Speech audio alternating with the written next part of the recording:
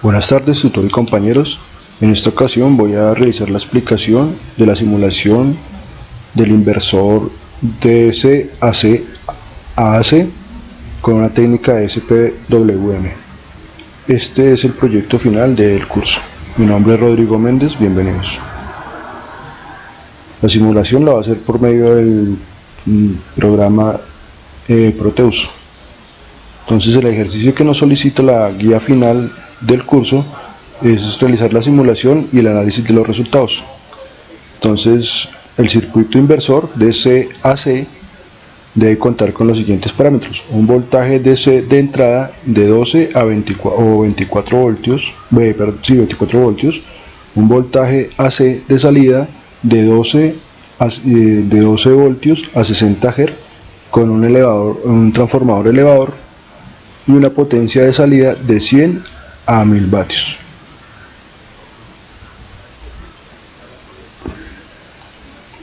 Este es el diseño ya como tal. Aquí podemos observar en su etapa de SPWM encontramos una moduladora, una señal moduladora, una segunda señal moduladora con un desfase de 180 grados y un generador de señal. Luego encontramos, aquí también encontramos unos amplificadores operacionales. Para la etapa de driver encontramos estos dispositivos que son como tal los driver, que son los IR2112 y unas compuertas NOT, y posteriormente encontramos la etapa de potencia y filtrado, donde encontramos el puente H, que está compuesto por los MOSFET. En este caso sería el IRLZ44N, unos diodos, y tenemos un filtro pasabajas que está formado por un circuito LC, es decir, una bobina y un condensador. Posterior a ello encontraremos la etapa del transformador elevador, que sería este. Entonces aquí ya más explícito con el diseño. Como les decía anteriormente, el modulador, el cual nos va a llevar su señal hacia el amplificador operacional.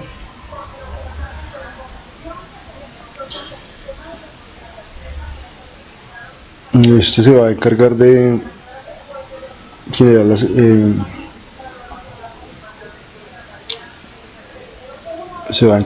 generarnos unas ondas sinusoidal a la salida. Posteriormente encontramos la etapa de driver, que su función es la de realizar la comparación de la señal sinusoidal de fase. Posterior a ello encontramos la etapa de potencia con los MOSFET, y el filtro pasabajas, que lo que va a generar hacia el final de nuestro circuito es que se nos genere una señal sinusoidal pura. Entonces el circuito hasta aquí estaría llegando un voltaje de entre 12 a 24 voltios.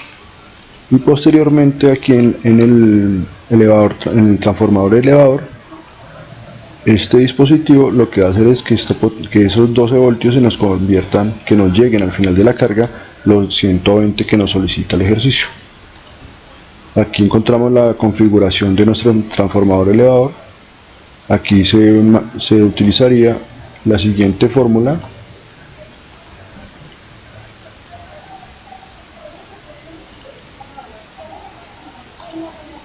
Para ello se utiliza la siguiente fórmula, que es exclusiva para este tipo de transformador. Entonces tenemos el voltaje de entrada y el voltaje de salida por esta constante 1 y el resultado. Entonces en este momento, compañeros, voy a realizar la simulación. Voy a pausar un momento el video para poder abrir el programa. Ahora ya estamos aquí en el circuito. Vamos a correrlo y vamos a observar aquí como en el voltaje que necesitamos, que es el voltaje de salida, el cual va a llegar a los 120. Posterior a ello voy a mostrar las diferentes señales que nos genera el circuito, pero voy a primero a esperar que cargue el voltaje de salida, que llegue hasta el voltaje de salida que nos solicita la guía.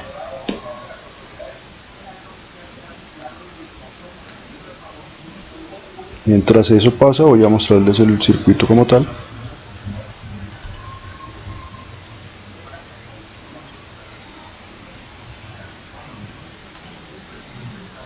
Pues aquí tenemos nuestro circuito. Aquí tenemos la etapa SPWM, que está conformada por la señal moduladora, las dos señales moduladoras, nuestro generador de señal triangular, nuestros operacionales, la etapa de driver, nuestro puente H y la etapa final en la que empleamos el transformador elevador.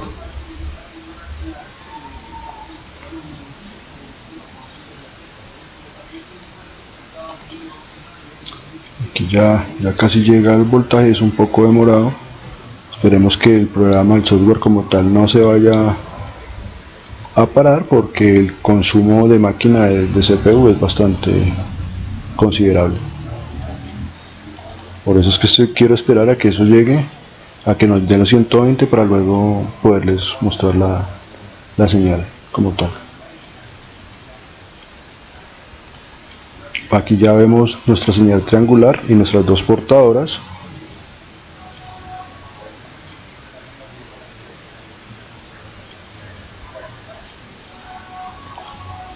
Y aquí empezamos a observar lo que sería nuestra señal sinusoidal pura, que es lo que esperamos al final de todo el proceso de etapa de SPWM, de potencia y filtrado, de driver, luego de potencia y filtrado, y la elevación como tal de nuestro voltaje de entrada, y luego cómo nos llega a los 120.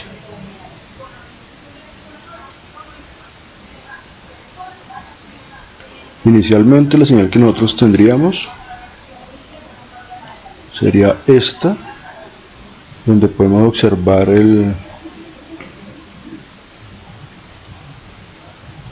por medio del generador de señales cómo se puede ir modificando. Si lo ponemos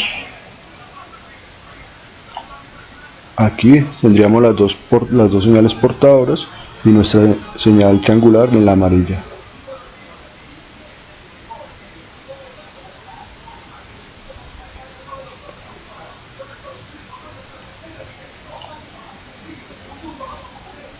Posterior a ello, lo que tendríamos sería nuestra señal sinusoidal pura,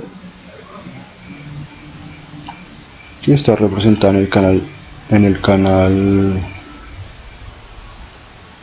D,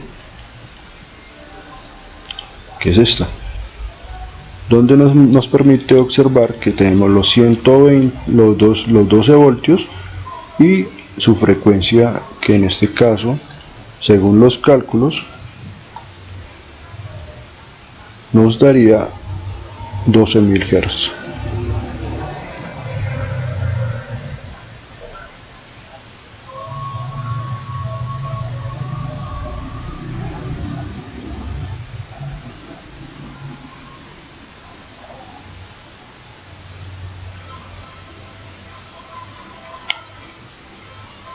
Acá tendríamos los 12.000 Hz y tendríamos también, hay que tener en cuenta, o me olvidaba de eso, que este tipo de señales es importante tener en cuenta el índice de modulación y el índice de modulación de frecuencia, ya que estamos hablando de una modulación por ancho de banda de pulsos modificados o SPWM, donde su índice de modulación de amplitud y de frecuencia son los primordiales para este tipo de señales. Este, como decía, es nuestro puente. Aquí la teoría nos muestra que nuestra señal debería ser una onda sinusoidal, dos ondas sinusoidales que están entrando en las portadoras, y una frecuencia, otra con una forma triangular. Según el tipo de filtros, en este caso LC, pasabajos, generalmente una configuración de este tipo, ya dependiendo de lo que queramos. La descripción de nuestro componente IR2112. Estas son las características, su ficha técnica. Acá vemos nuevamente nuestra etapa de puente H con los MOSFET y su filtro. Y aquí ya pues nuestro circuito como tal. Vamos a observar si ya nos llegó a...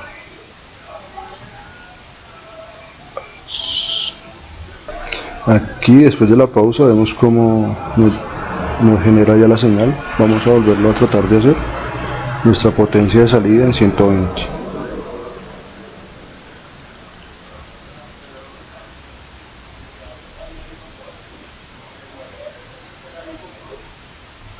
Lo he modificado un poco aquí con el generador, lo he bajado a 90 para que sea más rápido y nos genere la señal de salida, perdón, el voltaje de salida que necesitamos.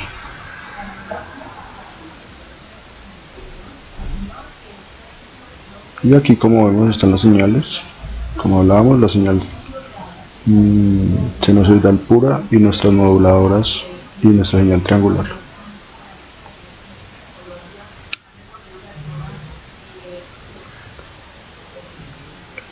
Ya vemos que está en 111.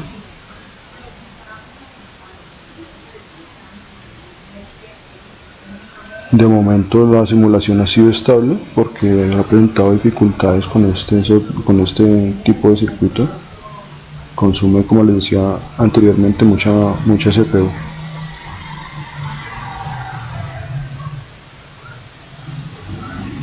Ya estamos a 117.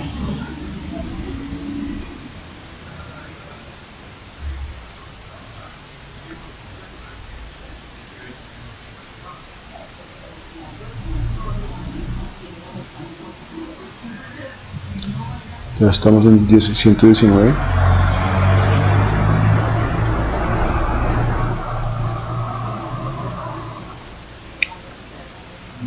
Y ya llegamos a 120.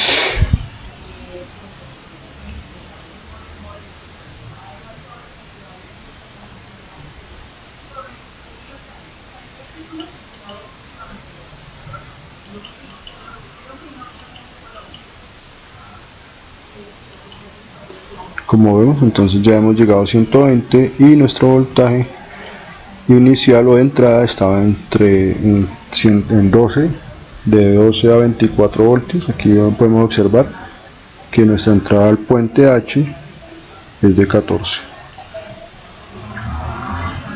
Vamos a mirar acá, tenemos de 14 con pico de nuestras señales que estaban con una entrada de 5 voltios. Como lo vimos al realizar la configuración de nuestros señales moduladoras, que tenemos una amplitud de 5 voltios, una frecuencia de 60. En esta segunda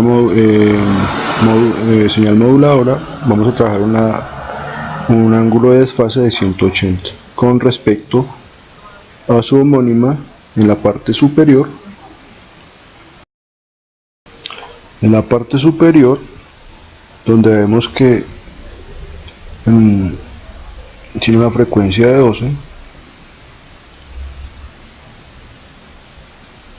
y aquí encontramos también pues ya lo que en la etapa de driver, el componente que estamos empleando, que se trata de un IR2112 del amplificador operacional, que es un LM3111. Los MOSFET que se tratan de un IR-LZ44N,